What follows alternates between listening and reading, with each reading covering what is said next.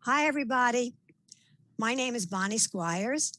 I'm the host of Bonnie's Beat.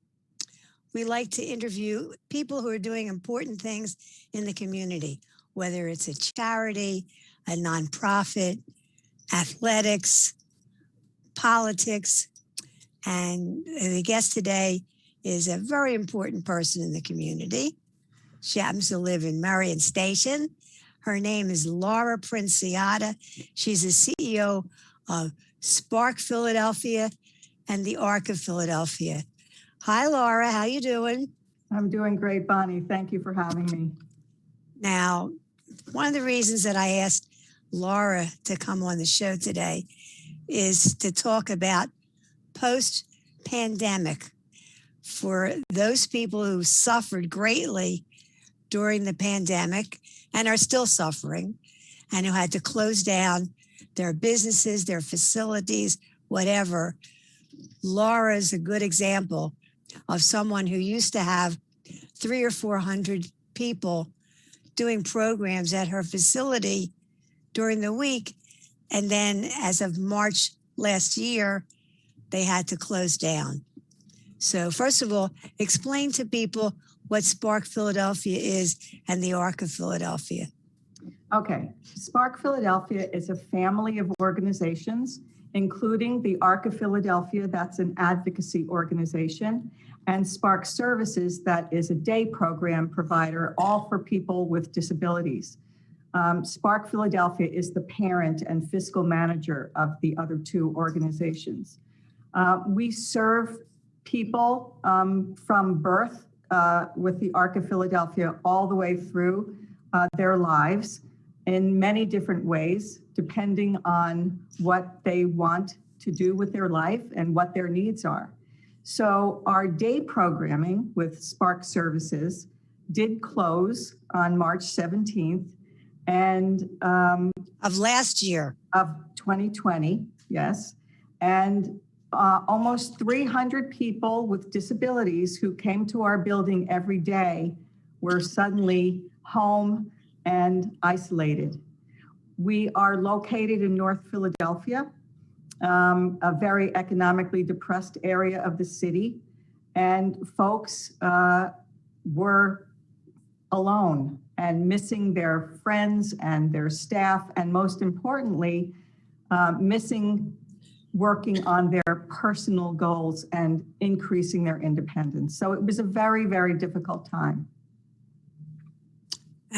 If people had ever visited the facility in North Philadelphia, it's right off of Hunting Park Avenue.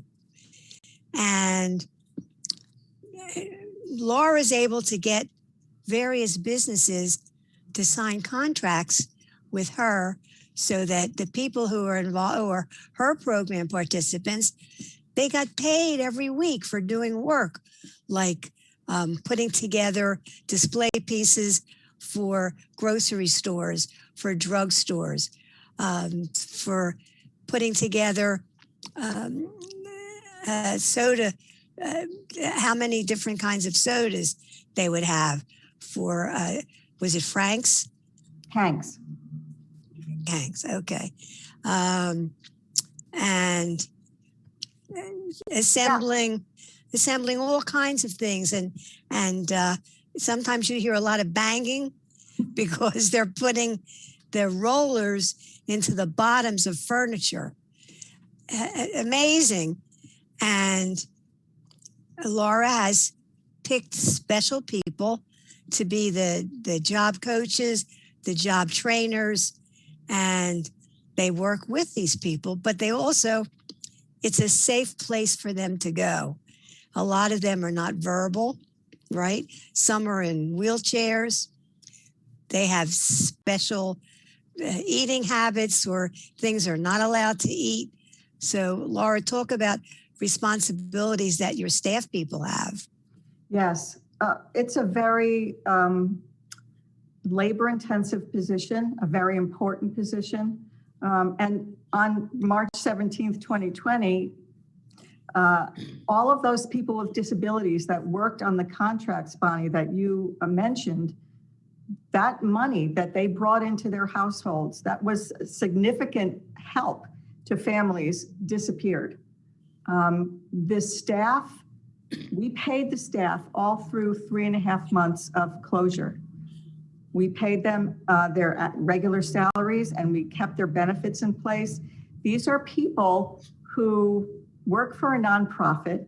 They don't do it because they want to become millionaires. They do it because they care about people and they want to help. So this is a very special group of employees that we valued so much that we continued to pay them while they were at home. And people should understand, because you were doing virtual workshops and virtual trainings, the state, in its wisdom, decided not to pay you what they paid you when you had one-on-one or in person, when you had the 300 or 400 clients that were in the facility. Instead, they cut back on what they were paying you. So that made a big difference too. Well, for the organization, the revenue was cut drastically, obviously. If we're not serving 300 people in our building, we're not earning the revenue that we were used to. But one of the very positive parts of this pandemic, and there were a few, one of them was that it really inspired our staff to use their creativity and develop virtual programming. So today we have virtual programming every day, Monday through Friday, from 10 a.m. to 3:30 p.m. We also have a class or two on the weekends. And they're very creative and they're very interesting and exciting. We take virtual trips. We do art classes and music class and writing class. We have volunteers that come in, medical students and dental students who teach health-related classes on our virtual program. So our staff really stepped up and demonstrated their ingenuity and their creativity by developing this virtual program very quickly. At the beginning, we had a very few program participants who were signing on. We had and it required that they had a technology. computer, Yes, and that they knew how to use it, and that they could get into Zoom. So what we did was we wrote grants. We wrote a bunch of grants, and we received a large grant from Comcast, and they provided us with the funding so that we could buy iPads, and we delivered them to program participants who did not have the technology that they needed. So as we moved through those months, more and more program participants logged on. They learned how to use their computers. They learned how to use the technology. They learned how to mute and unmute themselves. Yes. They learned, which we're still all learning, right? They learned how to actually have conversations with people on the computer. So, and now we are serving over 200 people, just about 200 people on those virtual classes. That's fabulous. Yeah, folks don't stay on all day long. So we have a core group of people that stay on from 10 to 3:30 every day. But the rest of the folks are in and out. And they're staying on for an average of about 3 hours a day. That's the average right now. When we started, it was about 45 minutes a day. And you even do comedy workshops? Yes, the staff is very talented. And it gives the staff an opportunity to teach our program participants about the things that they're interested in. So it's really, it's good for everybody. And it's been a lot of fun. One of the major things that you do each year, pandemic or no pandemic, is to hold a talent show for anybody who has a talent, who wants to sing along with a recorded whatever, who can play an instrument, who can dance. Your talent shows are just wonderful. Talk about this year's virtual talent show. So this was our second virtual talent show. We had one last spring, and the talent show has always been the most popular event that we put on the whole year. We have people who are very, very talented. They're artists, like Bonnie said, they're artists, they're singers, they're dancers. They don't get a chance to get up on stage, and they never had the chance to get up on a stage. In front of an audience. In front of an audience of their family and their friends and their supporters. So this has always been a very popular event. This year, we had, I think, about 14 to 16 performers. We had over 50 people watching. And not only did we sing and dance, but we also had program participants showing their artwork. We have some amazing artists, and explaining what their inspiration was and why they painted or drew or sculpted whatever they sculpted. And that was a really wonderful addition to our usual lineup of performers. Talk about your art program, because you do things for people with autism and intellectual disability, verbal, nonverbal, in wheelchairs, with feeding tubes, whatever. Some of the most severe disabilities you can imagine come along with your program participants. And yet you've got relationships with so many interesting, the Philadelphia Museum of Art, with it's at LaSalle's Art Museum, which is a fabulous art museum. That was a treat to get there one year. Anyway, talk about the art program that your people run. It is a very vibrant and exciting program. Like you said, people with every different kind of disability who are interested in the arts attend that program.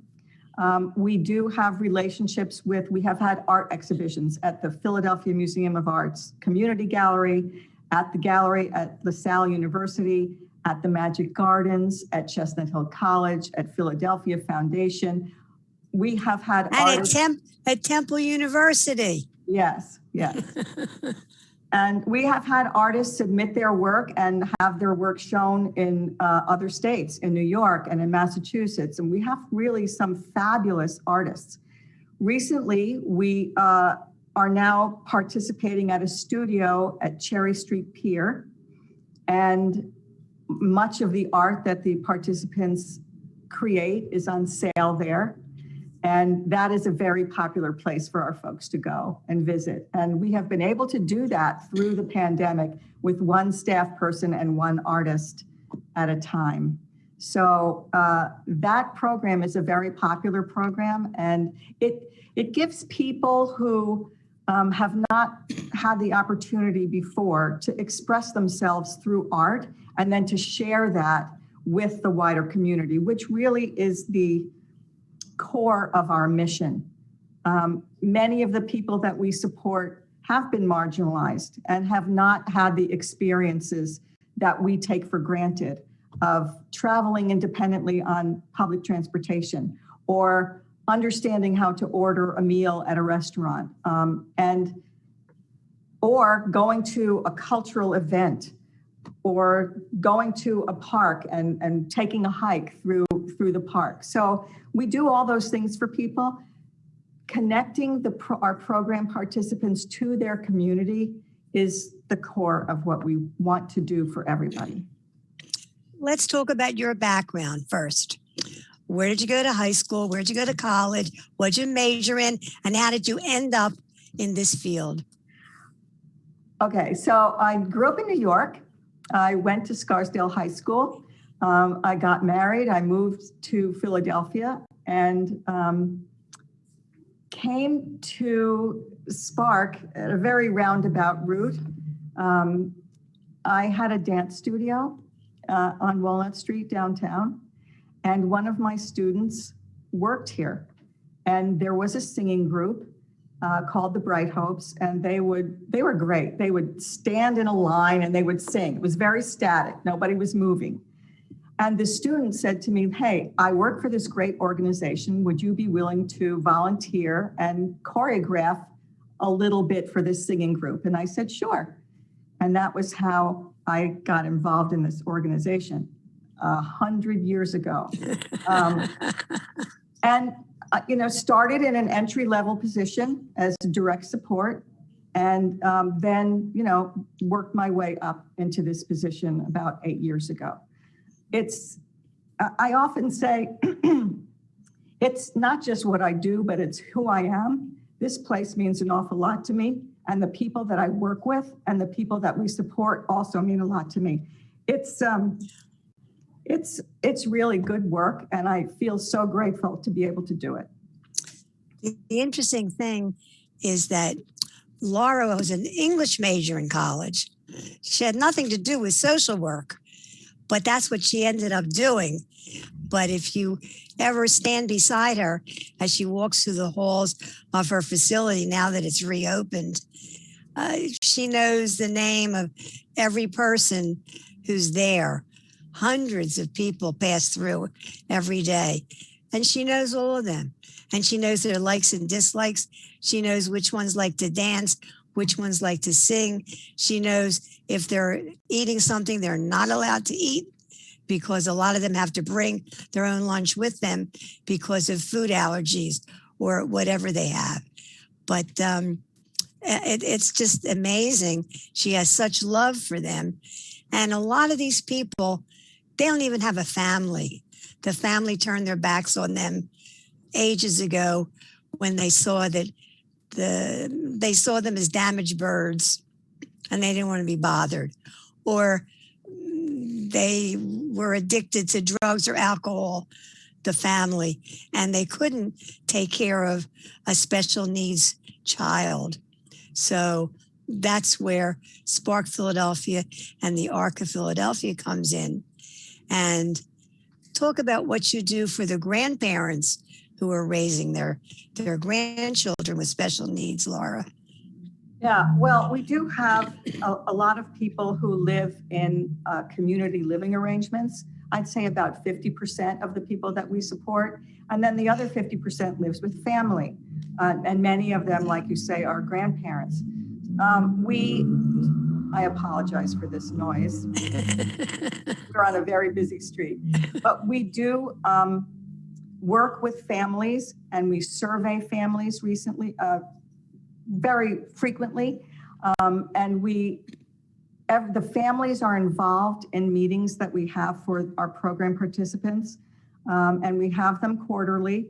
And really, we listen to the families about what they feel would be best for their loved one, what kind of goals they want their loved one to work towards, how they want them to connect in the community or not. Some parents are fearful, justifiably, and others are very open to all of those new experiences for their loved ones. So we do try to involve the parents and grandparents as much as we possibly can in forming the plan for that individual person.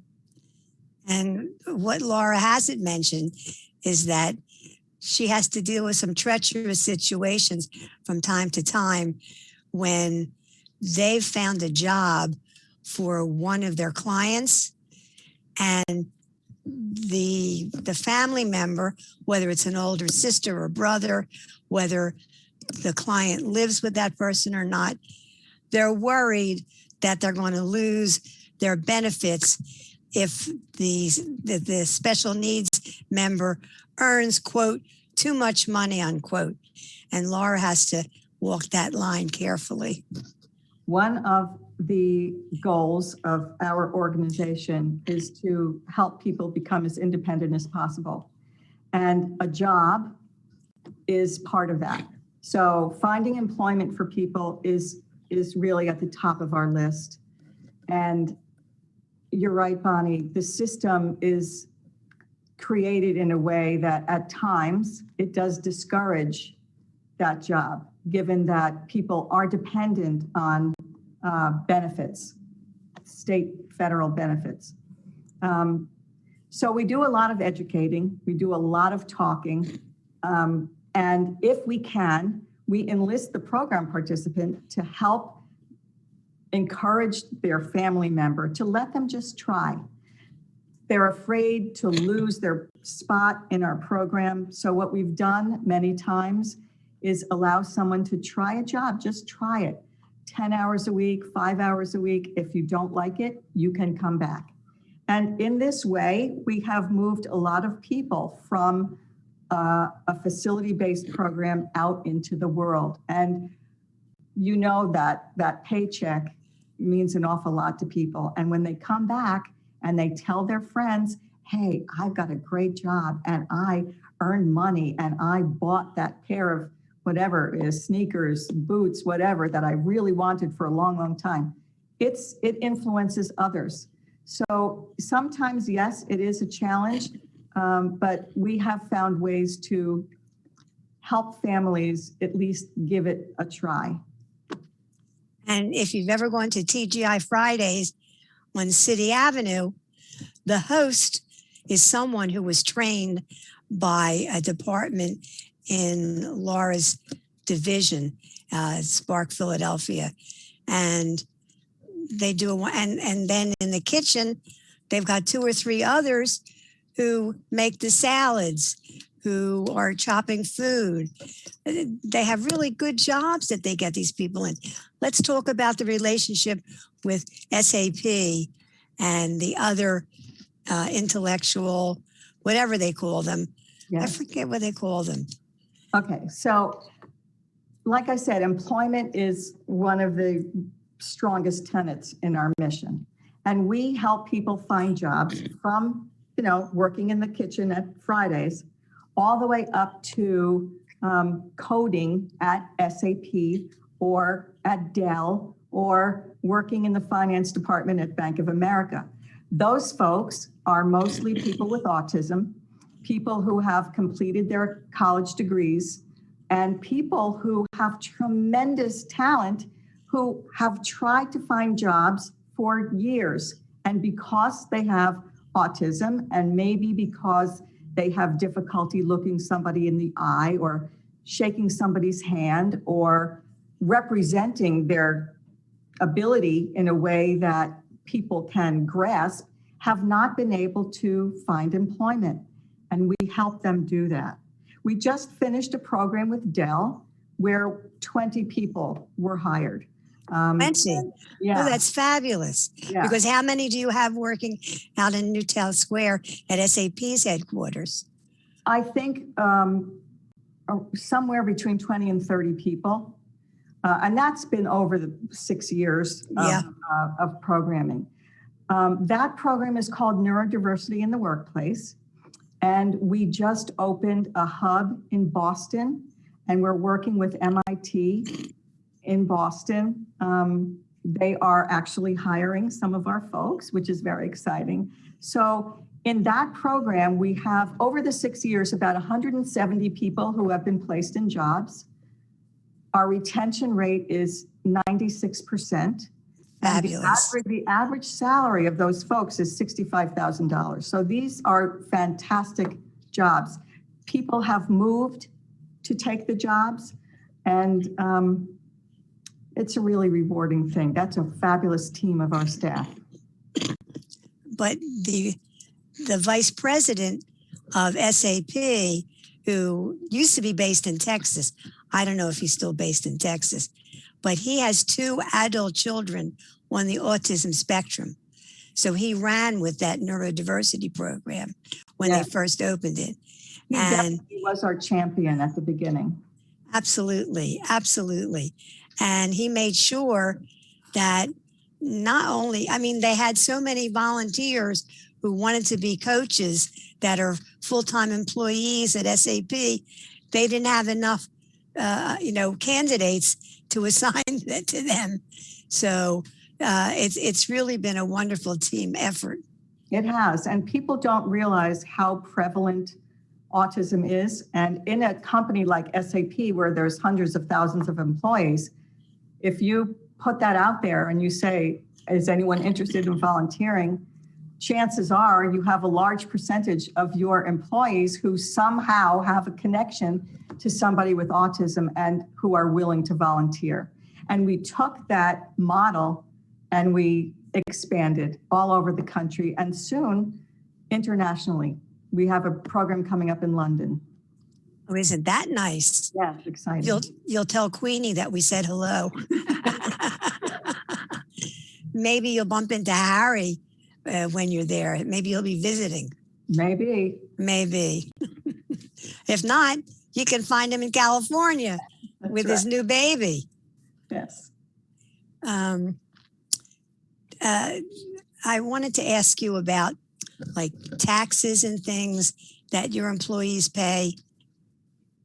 Yeah, well, when anybody gets a job, they pay taxes just like the rest of us. Right. So it is a good thing for all of us to be working, whether we have a disability or not. But especially for people who have been left out of the workforce for so many years, that is something that we are trying to change. And coming to SpArc Philadelphia often is their only chance for a social life where they can find people that they can relate to. Because yes, this was one of the hardest parts of the pandemic for our population. Yeah. That socialization, obviously, it means a lot to everybody, to all of us. And this has been a tough year for everybody. For everybody, absolutely. If you had a magic wand, what would you change? I would change the perception of people with disabilities in the wider community. These are folks who have tremendous value as much as any one of us, and they aren't always perceived in that way. So if I had that magic wand, that's what I would change. And are you starting any new programs now that the pandemic looks as if it's going to be behind us? We only have a very small percentage of our people who are back in the building. Out of that, 300 or so people, we only have 40 or 45 people back right now. So we are not over the pandemic by any means. We have a vulnerable population, vulnerable medically, many medically fragile people, and it's just not safe for them to come back. So we're not there yet. So we are continuing what we're doing and waiting a little bit until we start to expand in something new. Talk about the relationship with Drexel's Med School. They come, they're not coming to the building now, but they are helping on our virtual program. We have a program called Health Meet. Again, our population is often not comfortable going to the doctor or the dentist, and often the doctors and dentists are not comfortable treating them. So Drexel and their students have been very helpful doing assessments for our folks. Well, our guest today has been Laura Princiotta.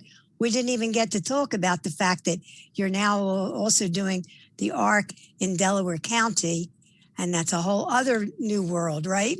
Yes. So we'll have you come back another time to focus on that.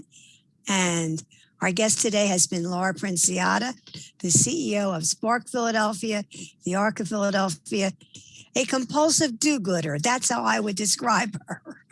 Thank you, Bob. And we'll see everybody next time. Thanks, Laura. Thank you so much.